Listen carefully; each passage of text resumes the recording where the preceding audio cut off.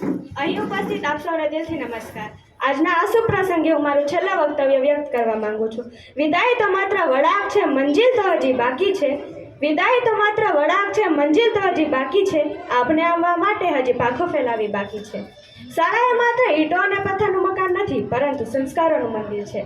જેમ પક્ષી પોતાના માળામાંથી ઉડતા શીખીને આકાશમાં વિહાર કરવા નીકળે છે, તેમ વિદ્યાર્થી પણ શાળાના આંગણેથી જ્ઞાન મેળવીને જીવનના પથ પર આગળ વધે છે। વિદાયનો આ દિવસ છેલ્લો સફર છે। જેમ કુંભાર માટીને ઘાટ આપી સુંદર ઘડો બનાવે છે, તેમ શિક્ષકોએ આપણા વ્યક્તિત્વને ઘડ્યું છે।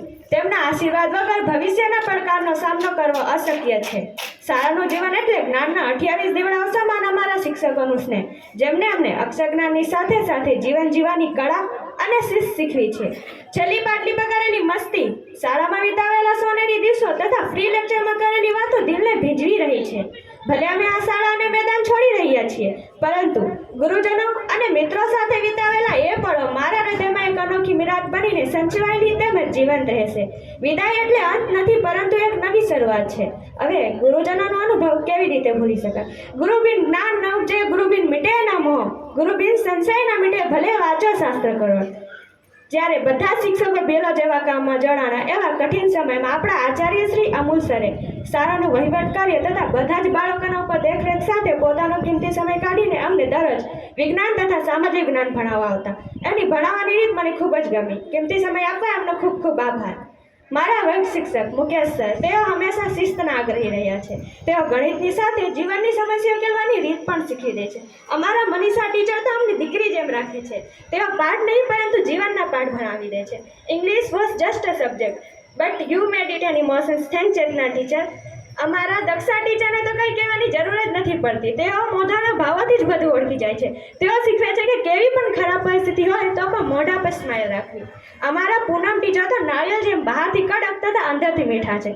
તેઓ ખૂબ જ કોમળ છે। મારા જીવનના અંધકારમાં અંજના ટીચરે દીવા જેવું કામ કર્યું છે।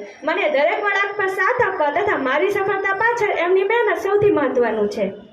જાગૃતિ ટીચરે ક્યારે અવાજ નથી ઉઠાવ્યો, છતાં એમની દરેક વાત મારા દિલ સુધી પહોંચી છે। તેઓ શાંત રહીને પણ ઘણું બધું કહી દે છે।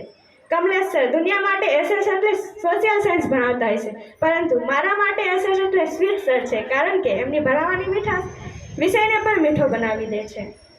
શિક્ષક જ્યારે મિત્ર બની જાય ને, ત્યારે ભણતર બોજ નહીં પરંતુ આનંદ બની જાય છે।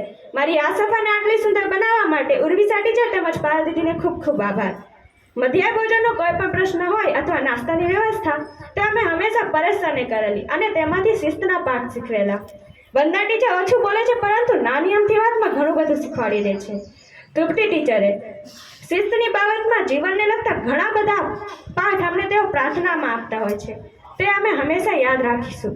ધોરણ 1 થી 5ના તમામ શિક્ષકો જેમણે અમને પ્રથમ પગથિયું ચડતા શીખવ્યું છે, એટલે આજે અમે અહીં પહોંચ્યા છીએ। એમનો પણ અમારા શિક્ષણની સફરમાં ખૂબ મોટો સિંહ ફાળો રહ્યો છે। તેમના દ્વારા આપવામાં આવેલ પાયાનું જ્ઞાન તથા શિસ્તની વાતો વગેરે હંમેશા યાદ આવશે। આમ તમામ શિક્ષકોએ આપણા જીવનમાં વિદ્યાનો દીવો પ્રગટાવ્યો છે। બધા ગુરુજનોને વંદન કરી નવા પંથે ડગ માંડીએ છીએ। આશીર્વાદ આપજો, એનાથી સ્કૂલનું નામ રોશન કરીએ એવી આશા રાખીએ છીએ। આભાર।